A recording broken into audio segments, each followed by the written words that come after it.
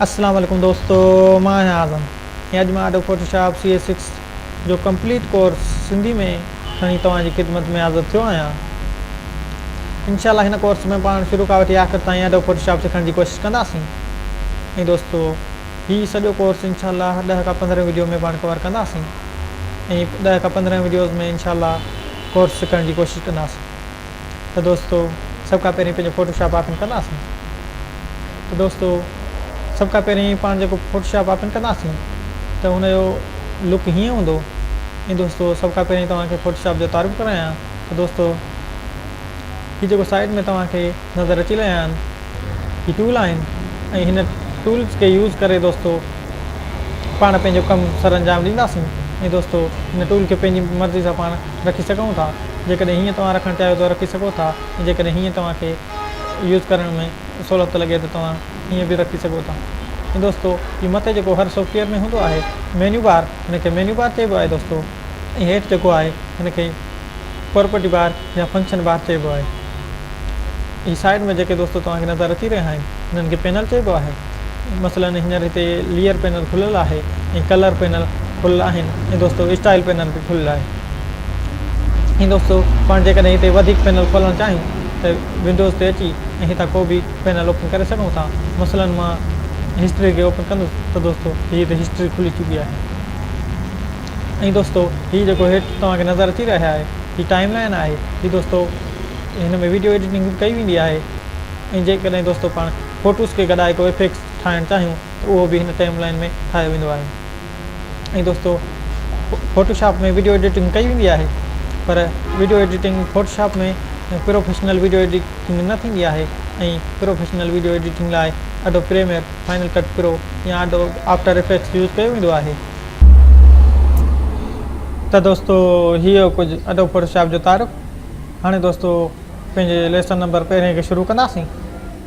सभ खां पहिरीं दोस्तों फाइल मेन्यू खे सिखण जी कोशिशि कंदासीं। फाइल मेन्यू ते क्लिक कंदासीं त हीअ कुझु ऑप्शन ओपन थी चुका आहिनि दोस्तों ऐं हिननि खे सिखण जी कोशिशि कंदासीं। सभ खां पहिरीं दोस्तों आहे न्यू। हिन जो मतिलबु त का नई फाइल या नओं डॉक्यूमेंट कीअं ठाहिजे। त दोस्तों जेकॾहिं तव्हां को बि कमु करणु चाहियो था त उन लाइ तव्हांखे पहिरीं नई फाइल या नओं डॉक्यूमेंट ठाहिणु ज़रूरी आहे। त दोस्तों हिन जी शॉर्टकट कमांड आहे Ctrl+N। पर पाण दोस्तों हितां यूज़ कंदासीं त जीअं सिखण में सहूलियत थिए। त दोस्तों न्यू फाइल कंदासीं ऐं दोस्तों जीअं ई न्यू फाइल ते क्लिक कंदासीं त हिन तरह जो कुझु इंटरफेस खुलंदो। त दोस्तों हिन में कुझु सेटिंग्स आहिनि जेके पाण डिस्कस कंदासीं। त दोस्तों सभ खां पहिरीं नेम मतिलबु नालो। त दोस्तों जेका पाण फाइल ठाहिणु चाहियूं था त हुनखे पाण कहिड़ो नालो ॾियूं, उन जे मुताबिक़ जेका फाइल आहे त उनजो नालो ॾिनो वेंदो आहे। मसलन हीउ लेसन पाण पहिरियों लेसन सिखी रहिया आहियूं त हिते पाण लेसन 1 लिखंदासीं। उन खां दोस्तों जेको ॿिए नंबर ते आहे उहो आहे प्रीसेट। प्रीसेट में दोस्तों मुख़्तलिफ़ साइज़ ॾिना विया आहिनि। मसलन फोटोशॉप डिफ़ॉल्ट फोटोशॉप साइज़।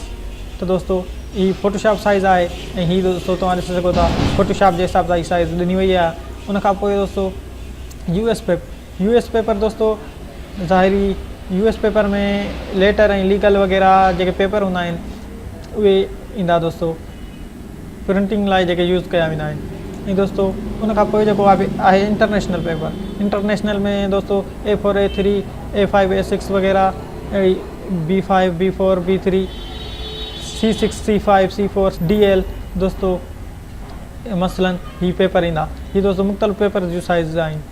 हिन मां तव्हां जंहिं पेपर ते वर्क करणु चाहियो उहो चूज़ करे ऐं उन ते वर्क करे सघो था।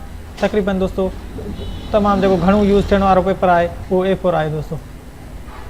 ऐं उन खां बाद में दोस्तों नेक्स्ट जेको आहे फोटोग्राफर यूज़ कंदा आहिनि ऐं फ़ोटो एडिट करण लाइ यूज़ कयो वेंदो आहे उहो आहे दोस्तों उहे ई मुख़्तलिफ़ फ़ोटो जूं साइज़ आहिनि। हीअ दोस्तों लैंडस्केप मतिलबु जंहिं की साइड खां वॾी हूंदी आहे ऐं जंहिंजी ड्रैग घटि हूंदी आहे उनखे दोस्तों लैंडस्केप चयो वेंदो आहे। ऐं पोर्ट्रेट मतिलबु जेकी डिघी घणी हुजे ऐं जंहिंजी वेकर घटि हुजे उनखे दोस्तों पोर्ट्रेट चयो वेंदो आहे। हीअ मुख़्तलिफ़ साइज़ आहिनि फ़ोटोज़ जा। फ़ोटो एडिटिंग लाइ दोस्तों हिननि खे यूज़ कयो वेंदो आहे। उन खां बाद में दोस्तों जेको नेक्स्ट आहे दोस्तों फोटोशॉप में वेब डिज़ाइनिंग पई हूंदी आहे। मसलन पाण का वेबसाइट खोलींदा आहियूं, गूगल ते वञी या किताब का वेबसाइट सर्च करे खोलींदा आहियूं त दोस्तों उहा जेकी वेबसाइट खुलंदी आहे उहा दोस्तों वेबसाइट बि फोटोशॉप में डिज़ाइन कई वेंदी आहे। त दोस्तों हिन कोर्स में पाण वेब डिज़ाइनिंग बि सिखण जी कोशिशि कंदासीं। ऐं दोस्तों हुन खां लास्ट में जेको आहे मोबाइल एंड डिवाइसिस, हिन में दोस्तों मोबाइल जेको पाण यूज़ कंदा आहियूं, जेकॾहिं मोबाइल में शेयरिंग करण लाइ फेसबुक व्हाट्सएप वग़ैरह ते शेयरिंग करण लाइ को फोटो वग़ैरह पाण खे ठाहिणो आहे त उन जा मुख़्तलिफ़ साइज़ ॾिना विया आहिनि ऐं हिननि ते बि पाण का शइ क्रिएट करे हिन साइज़ जे हिसाब सां ऐं मोबाइल में यूज़ करे सघूं था। ऐं उन खां बाद में दोस्तों जेको आख़िर में आहे film and video. Film and video दोस्तों तव्हांखे मां पहिरीं ॿुधाए चुको आहियां त हीअ जेकी टाइम लाइन आहे हिन में वीडियो एडिटिंग कई वेंदी आहे त हीअ फिल्म एंड वीडियो ते क्लिक कंदासीं त हिते मुख़्तलिफ़ वीडियोज़ जी साइज़ अची चुकियूं आहिनि। दोस्तों हीअ ॾिसी सघो था तव्हां HD हीअ जेके यूट्यूब ते यूज़ कया वेंदा आहिनि ऐं दोस्तों 2K 4K हीअ जेको दोस्तों फॉर्मेट यूज़ कया वेंदा आहिनि, हीअ सभु हिन में अवेलेबल आहिनि। ऐं जेकॾहिं दोस्तों तव्हां पंहिंजी का साइज़ क्रिएट करणु चाहियो था त कस्टम ते क्लिक कयो ऐं हिते पंहिंजी पसंदि जी साइज़ लिखो। उन खां पोइ दोस्तों आहे विद मतिलबु हिन जी ड्रैग तव्हां केतिरी रखणु चाहियो था। ऐं दोस्तों उन खां पोइ आहे हाइट, त हिन जी हाइट तव्हां केतिरी रखणु चाहियो था। ऐं दोस्तों हिन पासे तव्हां ॾिसी सघो था हीअ आहे पिक्सल्स, तव्हां हिन जी साइज़ जेका क्रिएट करणु चाहियो था पिक्सल्स में करणु चाहियो था या इंचिस में करणु चाहियो था, सेंटीमीटर्स में, मिलीमीटर्स में, पॉइंट्स में या कॉलम्स वग़ैरह जंहिं में बि तव्हां करणु चाहियो तव्हां करे सघो था।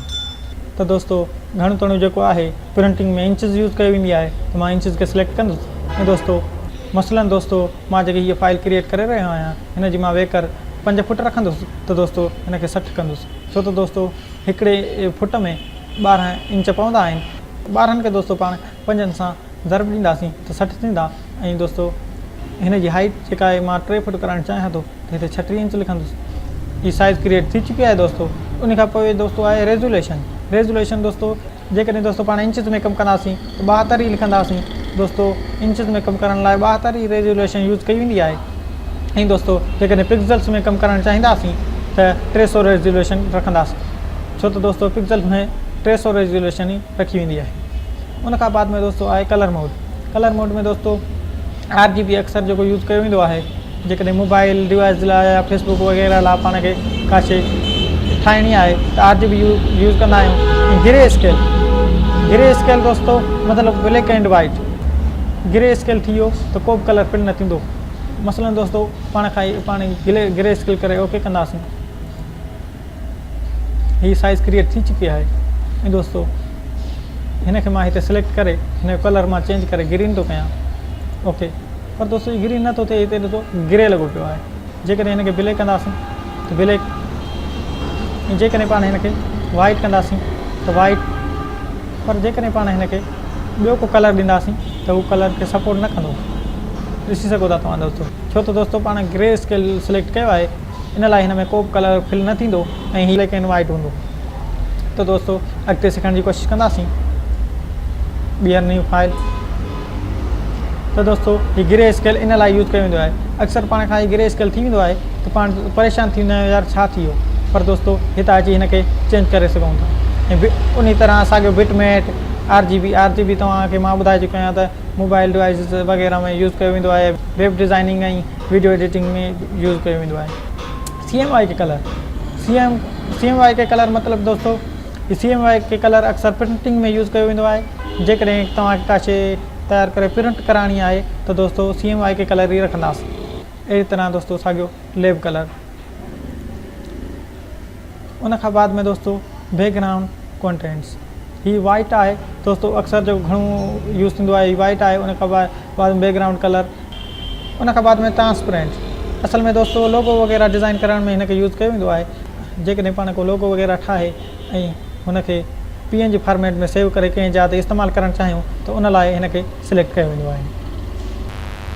पर दोस्तों पाण लोगो वग़ैरह न ठाहे रहिया आहियूं, इन करे वाइट सिलेक्ट कंदासीं। ऐं दोस्तों ग्रे स्केल न सिलेक्ट कंदासीं, RGB सिलेक्ट कंदासीं, छो त दोस्तों अॻिते जेकी पाण एडिटिंग कंदासीं उन में रंगीन एडिटिंग भी थी सघे थी। त दोस्तों इन करे पाण RGB सिलेक्ट कंदासीं। ऐं दोस्तों हीअ तमामु सेटिंग मुकमल थी चुकी आहे। हाणे हिन खे ओके कंदासीं, ओके। हीअ दोस्तों नई फाइल तयारु थी चुकी आहे। उन खां बाद में दोस्तों फाइल मेन्यू में ईंदासीं। हिन में दोस्तों जेको ॿियो ऑप्शन आहे उहो आहे ओपन। दोस्तों हिन जी शॉर्टकट कमांड कंट्रोल ओ आहे। ऐं दोस्तों ओपन जो मतिलबु आहे का शइ खोलणु, मतिलबु का नई फाइल खोलणु या जेका पाण सेव कई आहे फाइल उहा खोलणु या फ़ोटो वग़ैरह एड करण लाइ कंट्रोल ओ ते ओपन कंदासीं। मसलन मां ही फ़ोटो सिलेक्ट करे हिनखे खोलियां थो, हीउ दोस्तों खुली चुको आहे। ऐं दोस्तों वरी फाइल में ईंदासीं। उन खां जेको नेक्स्ट आहे उहो आहे ब्राउज़ इन ब्रिज।